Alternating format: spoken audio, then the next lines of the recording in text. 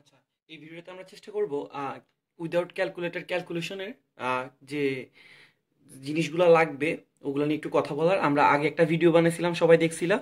ওইখানে আমরা কি কি নিয়ে কথা বলছিলাম? লগারিদমিক, ঠিক আছে? লগারিদমিক যে রাশিগুলো আছে ওগুলোর ক্যালকুলেশন কেমনে করব, তারপরে রুট কিভাবে করব ক্যালকুলেটর ছাড়া, ঠিক আছে? রুট কিভাবে করব, এরপর হচ্ছে কি ট্রিগোনোমেট্রিক যে ফাংশনগুলো আছে, ট্রিগোনোমেট্রিক ওদেরকে নিয়ে, ঠিক আছে? তো ওদেরকে নিয়ে আমরা কথা বলে ফেলছি। এখন আমরা এগুলো নিয়ে আর যাবো না, আমরা একটু যাব আজকে কি শেখার চেষ্টা করব। প্রথমত শেখার চেষ্টা করব রাউন্ডিং ফিগার, ঠিক আছে? রাউন্ডিং ফিগার বলতে আমি কি বুঝাইতেছি এটাকে নাম আমি নিজেই বলতেছি। মানে কোন একটা ফিগারকে আমি রাউন্ড করার চেষ্টা করব। রাউন্ড মানে কি আমি একটু উদাহরণ দিয়ে দেখাই দিব। আচ্ছা, এরপর হইতেছে কি স্কেলিং আপ অথবা ডাউন। আচ্ছা, এই দুইটার মানে কি আমি একটু বোঝাই দেওয়ার চেষ্টা করবো। এইগুলো দিয়ে আমরা মানে এটা প্রসেসের নাম আর কি, মানে প্রসেস বলতে আমি যে জিনিসটা ইউজ করে করতেছি ওগুলো আর কি। আচ্ছা, প্রথমত আসতেছে কি আমার রাউন্ডিং ফিগার। তো রাউন্ডিং ফিগারে আমরা কি করব, যে কোনো একটা ফিগারকে কি করব রাউন্ড করে দিব। রাউন্ড মানে কি, মানে যেমন ধরো তোমার কাছে আছে 5.2931, তুমি এটাকে 5 যেহেতু 29 আছে তুমি এটাকে কি লিখবা 5.3, কারণ যেহেতু 2 এর 5 থেকে বেশি আছে এটাকে কি লিখে দিবা 5.3। এটা এত বিশাল একটা সংখ্যা ছিল, এটাকে তুমি কি করছো ছোট একটা সংখ্যায় পরিণত করে ফেলছো, ঠিক আছে? তো এইভাবে আমরা কি করব রাউন্ডিং ফিগারে কনভার্ট করব। সে ধরো আমাদের যে প্ল্যাঙ্কের ধ্রুবকটা আছে কত 6.62 ইন্টু 10⁻⁻27 আর সেকেন্ড, ঠিক আছে? তো এটাকে আমরা 6.62 না লিখে কি লিখবো, 6.6 লিখবো, ঠিক আছে? 6.6 ইন্টু 10⁻⁻27। তোমার যদি আরো একটু সুবিধা করার জন্য চাও তুমি এটাকে 6.5ও লিখতে পারো, কোনো সমস্যা নাই। তোমার যেহেতু হাতে ক্যালকুলেটর নাই তুমি এটাকে 6.5 হিসেবে ইউজ করতে পারো, ওকে? আচ্ছা, তারপরে ধরো তোমার জি এর মানটা কোথাও দেওয়া আছে 9.81, তুমি এটাকে 9.81 না ইউজ করে রাউন্ডিং ফিগার হিসেবে কি ইউজ করতে পারো 9.8। আরো রাউন্ড করতে চাইলে তুমি কি করতে পারবো 10 ইউজ করতে পারবে। ব্যাপারটা কি বুঝতে পারছো? আচ্ছা, তারপরে ধরো তোমার অ্যাভোগাড্রো নাম্বার। অ্যাভোগাড্রো নাম্বার আমরা কত ইউজ করি 6.02 ইন্টু 10⁻23। এটাকে আমরা রাউন্ড বানাই ফেললে 02টাকে বাদ দিয়ে দিব, তাহলে কত লিখবো 6 ইন্টু 10⁻23, ওকে? আচ্ছা, তারপর পাই এর মানটা আমরা কত জানি 3.1416, ঠিক আছে? আচ্ছা, তো তাহলে আমরা 3.1416 না ইউজ করে 3.15 ইউজ করতে পারি। আর একটু রাউন্ড করতে চাইলে 3.1 ইউজ করতে পারি, অথবা যদি আমার অঙ্কের জন্য 3.2 লাগে তাও ইউজ করতে পারি, কোনো সমস্যা নাই। কোনো অঙ্কে দেখলাম যদি আমি 3 বসাইলে কাটাকাটি হয়, 3 বসাই দিলে কাটাকাটি হয়, তখন আমরা কি করব 3ও বসাইতে পারবো। তো আমরা কি শিখলাম যে রাউন্ডিং ফিগার মানে কি যে কোনো একটা ফিগারকে তুমি কি করবা রাউন্ড বানাই ফেলবা, ঠিক আছে? 6.62 ছিল তুমি এটাকে 6.6 লিখছো, তো তোমার দেখলা যে 6.5 লিখলে কাটাকাটি যায়, তাহলে তুমি কি করবা 6.5ও লিখতে পারো, কোনো সমস্যা নাই। বুঝতে পারছি? তাহলে এরকম করে আমরা কি করবো ফিগারগুলোকে রাউন্ড করব। আর আমরা কিছু অঙ্ক দেখাই দিব এক্সাম্পলে কেমনে করব। আচ্ছা, তো এই রাউন্ডিং ফিগার করার সময় আমার দুইটা জিনিস দরকার হবে, একটা স্কেলিং আপ, একটা স্কেলিং ডাউন। যেমন তুমি এখানে কি করছো 6.6 ছিল, এটাকে 6.5 লিখছো, তাহলে একটা চেঞ্জ করছো না? ওই চেঞ্জটা কি করবা তুমি আপ অথবা ডাউন দিয়ে ব্যালেন্স করবা, ঠিক আছে? এটাকে আমরা বলতে পারতেছি যে ব্যালেন্স করার জন্য আমি যেই কাজটা করব ওইটা হচ্ছে কি স্কেলিং আপ অথবা ডাউন। তো একটু স্কেলিং আপ অথবা ডাউনটা একটু শিখি। ধরো তুমি একটা ভগ্নাংশ, যখন ভগ্নাংশ অবস্থা থাকবে, ভগ্নাংশে আমরা জানি যে কয়টা জিনিস থাকে, লব আর এটা কি থাকে হর। তুমি যদি লবের মধ্যে স্কেলটাকে আপ করো, স্কেল আপ মানে কি, ধরো তোমার কি ছিল 6.4 ছিল, তুমি এটাকে কি করতে গেলা 6.5 লিখতে চাইলা। তুমি যদি লবে স্কেল আপ করো তাহলে তোমাকে হরেও কি করতে হবে স্কেলটাকে আপ করে দিতে হবে। যেমন তোমার লবে ছিল 6.4, তোমার হরে ছিল 3.4, তুমি লবটাকে 6.4 কে 6.5 লিখছো, তাহলে তুমি হরটাকে কি করে দাও 3.5 লিখে দাও, তাহলে তোমার কি গেল ব্যালেন্স চলে আসলো, মোটামুটি একটা লেভেলে ব্যালেন্স চলে আসলো, ঠিক আছে? তাহলে কি বললাম, যদি তোমার ভগ্নাংশ থাকে তাহলে তুমি যদি লবে স্কেলটাকে আপ করো, মানে কি যত ছিল তার থেকে হালকা তুলে দাও, তাহলে তোমাকে হরেও কি করতে হবে হালকা তুলে দিতে হবে, তাহলে কি হয়ে যাবে ব্যালেন্সটা হয়ে যাবে। আবার তুমি যদি কি করো লবে হালকা ডাউন করো, তাহলে তোমাকে হরেও কি করতে হবে হালকা ডাউন করতে হবে। এটা কার জন্য? ভগ্নাংশের জন্য। কথা কি বুঝতে পারছি?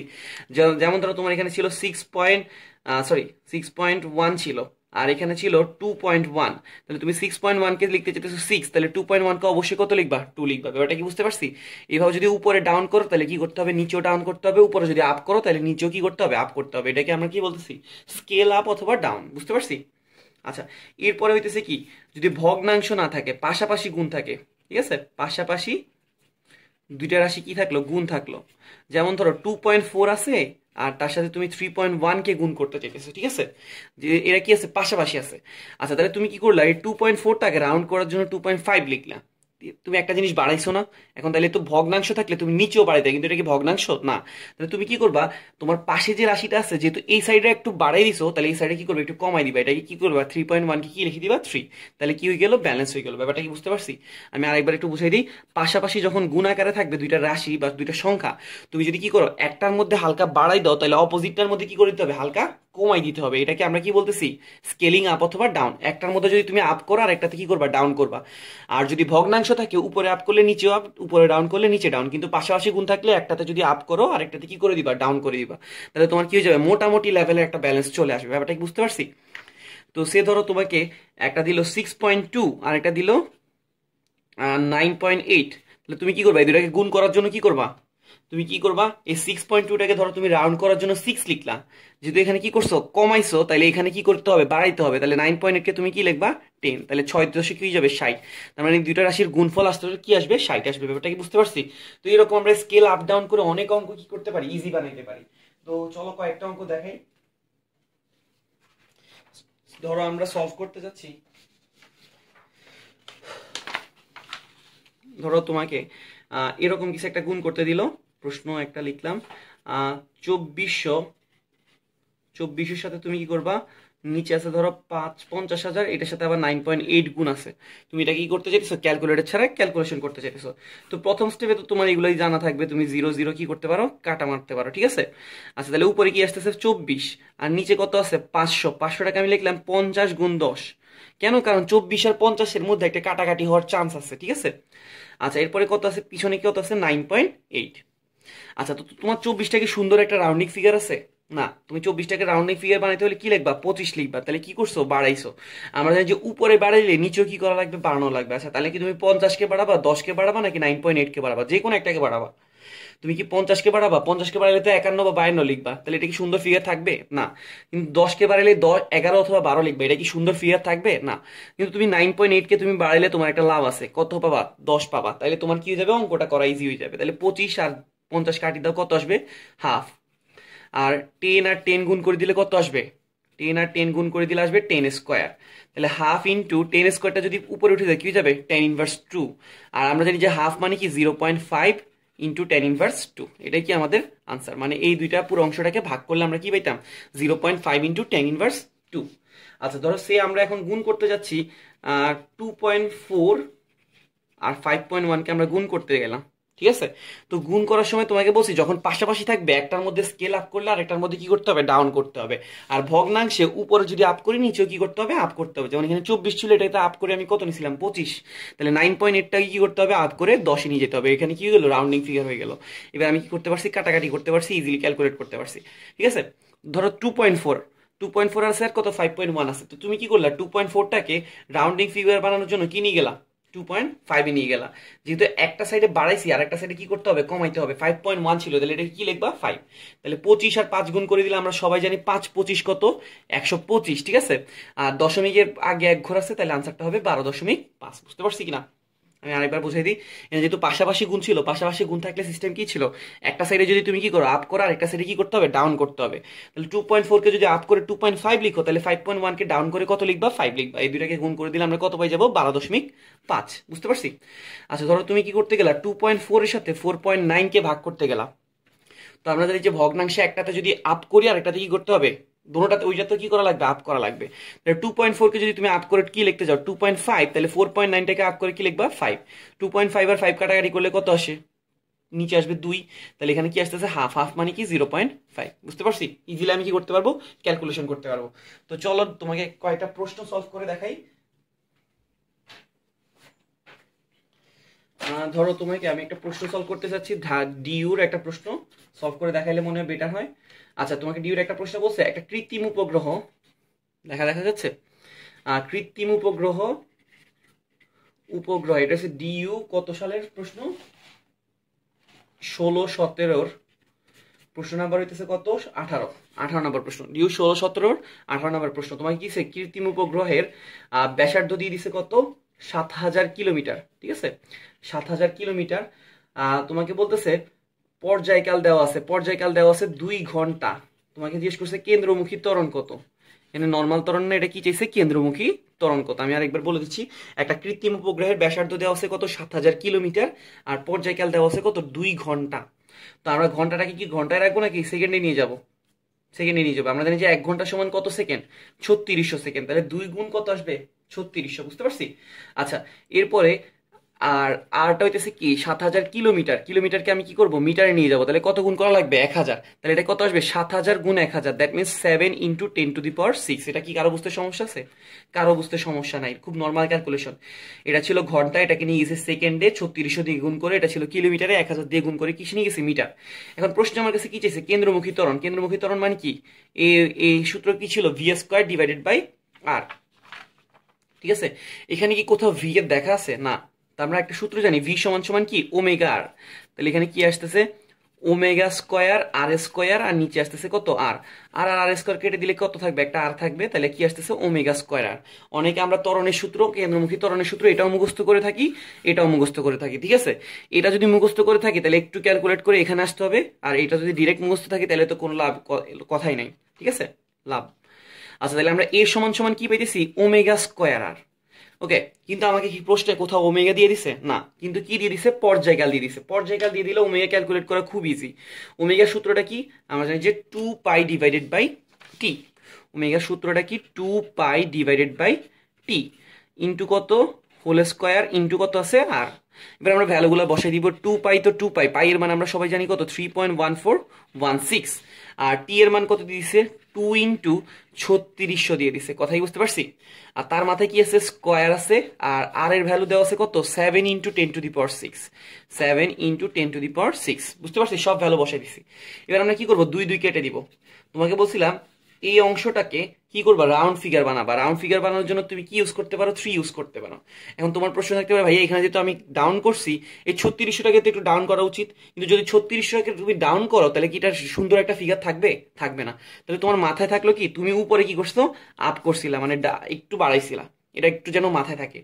উপরে যেহেতু আপ করছিলা, আনসারে গিয়ে কি করে দিবা, একটু হালকা ডাউন করে দিবা, তাহলে তোমার কি হয়ে যাবে, ব্যালেন্সটা হয়ে যাবে। আচ্ছা, তাহলে আমরা কি করছি, 3.1416 কে 3 লিখছি, সরি আমি তো কি করছি, ডাউন করছি। 3.1416 ছিল, এটা কি করছি, 3 লিখছি।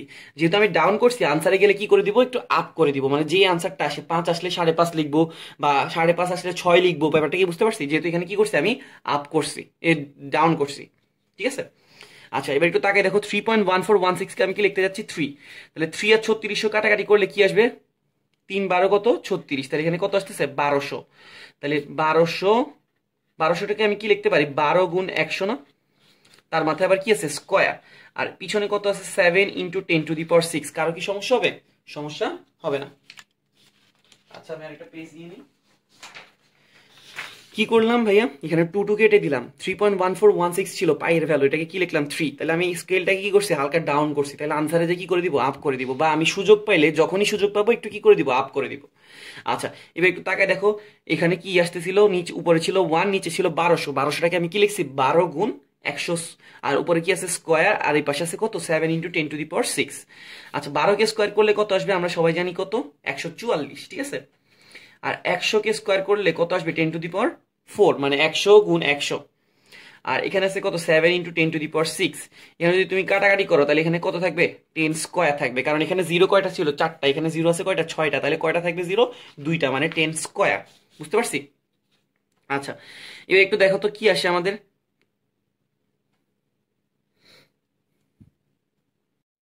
আচ্ছা, তো আমরা সূত্র কি, মানে নামটা কি জানি, 7 দুগুণে কত, 14। তাহলে আমার এখানে কি আছে, 144 আছে, কিন্তু আমার কাকে দরকার, 14কে দরকার। আমি 144টাকে কি লিখবো জানো, 14.4। বুঝতে পারছি।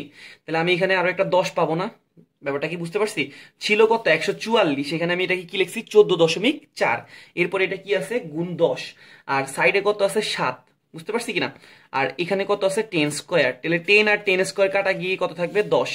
আর 7 আর 14.4কে আমি কেটে কি লিখে দিলাম, 2, কারণ আমরা জানি 7 দুগুণে 14। হালকা একটু চেঞ্জ আছে, ওইটা কোনো ম্যাটার করে না।